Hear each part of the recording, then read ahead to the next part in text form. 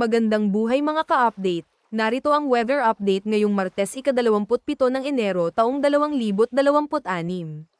Sa Luzon, mas magiging active ang ulan sa ilang bahagi ng Luzon. Asahan ang malalakas na pag-ulan sa central part ng Bicol Region, lalo na sa Sorsogon at Masbate, at pwedeng tumagal hanggang gabi. May chance din ng heavy rain sa Eastern Cordillera, Cagayan Valley, Central Luzon, Quezon, Oriental Mindoro, at Camarines Norte.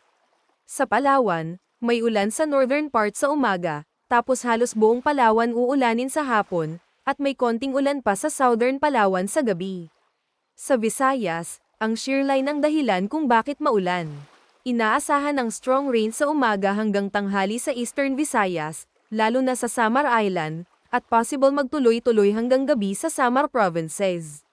May heavy rain din sa malaking bahagi ng Visayas, lalo sa Panay Island, kaya mag-ingat sa possible baha at landslide-prone areas. Sa Mindanao, may light rain sa umaga sa ilang parts ng Caraga, Northern Mindanao, at Zamboanga Peninsula. Pero pagdating ng hapon posible ang malalakas na buhos ng ulan sa Bukidnon, Agusan del Sur, at Davao City, at may scattered rains din sa ibang areas ng Caraga at Socsargen.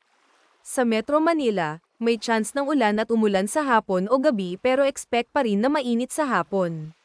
Huwag kalimutan mag-follow sa ating page and i-share ating video para updated ka lagi sa lagay ng panahon.